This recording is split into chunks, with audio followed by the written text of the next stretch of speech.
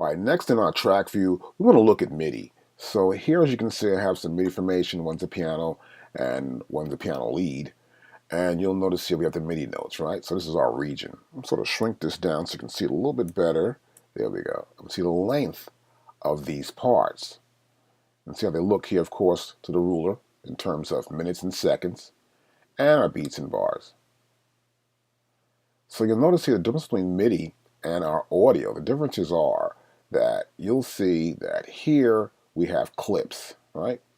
And we can see the blocks, the notes, the velocity, volume, the mute. So in a muted section. So it's almost just like the audio regions, except it deals with MIDI. I can do panning.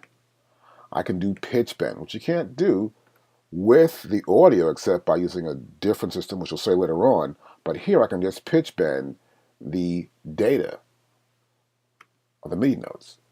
I have mono aftertouch, program changes. I may want to change the sound from a keyboard to a synth sound.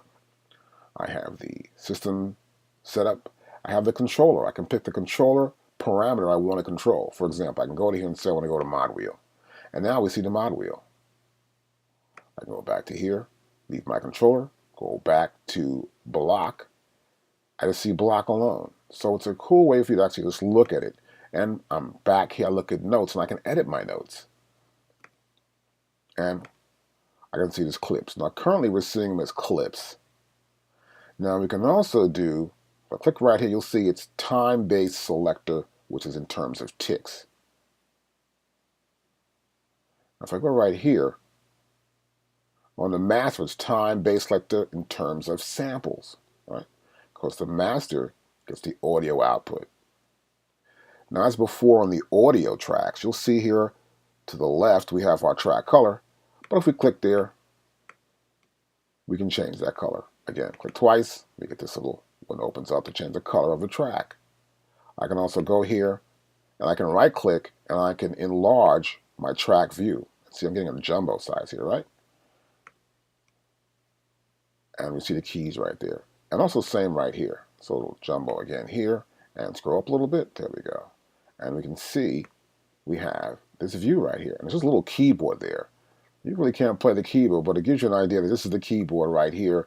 And as I move my cursor along here, it's almost selecting the key, but just highlighting that key where the cursor is at.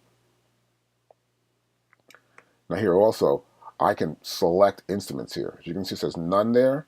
So I can select the program. If I had a specific keyboard, I would set up here, and I would set the pitch, or I'd say I'm going here, and that patch would appear here. Controller parameters appear here from 0 to 32, and the patch name would appear here, but currently there's none selected.